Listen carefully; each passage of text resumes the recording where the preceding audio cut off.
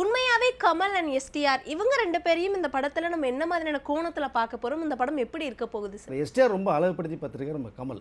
ஓ கமலுக்கும் சிம்புவுக்கும் இந்த டேம்ஸ் சரியில்லை, சிம்பு பண்ண சீன்ஸ் எல்லாம் வந்து கமல் வந்து எடிட் பண்ணி தூக்க சொல்லிட்டார் அப்படிங்கிற ஒரு விஷயமெல்லாம் வேற ஒரு பக்கம் பேசிகிட்டு இருக்கு. அதில் எதுவுமே கிடையாது. கமலே பார்த்துட்டு வந்து எஸ்டிஆர் ரொம்ப அப்ரிஷியேட் பண்ணியிருக்காரு. பிரமாதமாக நீ பண்ணியிருக்கடா அப்படின்னு சொல்லிட்டு பேசியிருக்காங்க. அதனுடைய எஃபெக்ட் தான் அன்றைக்கி ஒரு ஈவெண்ட்டில் அவர் நிறைய பேசின விஷயங்கள் கமல். அதை பட் இந்த படம் வந்ததுக்கப்புறம் சிம்பு பெரிய அளவில் பேசப்படுவார். ஏன்னா கிட்டத்தட்ட ஒரு 3 கெட்டப்பில் சிம்பு வர்றாரு. இதில் படத்தில் வந்து 3 கெட்டப்பில் வர்றாரு. ஒரு சின்ன சிம்பு வர்றாரு, மிடில் ஒன்று, நீங்கள் அன்றைக்கி பார்த்த சிம்பு தான் மிடில். இதுக்கப்புறம் ஒரு கெட்டப்பில் ஒன்று வர்றாரு. ஸோ 3 வித கெட்டப்பு சிம்பு வந்து வேறு வியூவில் காமிக்கும் நமக்கு. அதே மாதிரி தான் கமலும் 3 கெட்டப்பில் வர்றாரு. கிட்டத்தட்ட கமலுக்கு என்ன அந்த சீன் இம்பேக்ட் கொடுத்துருக்காரு மணிரத்னம் சார், அதே அளவுக்கு இந்த எஸ்டிஆர் கொடுத்துருக்காங்க. 2 பேரும் ஈவனாக வர்றாங்க. இந்த ட்ரெயின் ட்ராக் மாதிரி 2 பேரும் கமலும் சிம்புவும் டக்கு போட்டி தான். பார்த்தீங்கன்னா ஃப்ரேம் பை ஃப்ரேம் வந்து சிம்பு அசைத்திருக்கார்.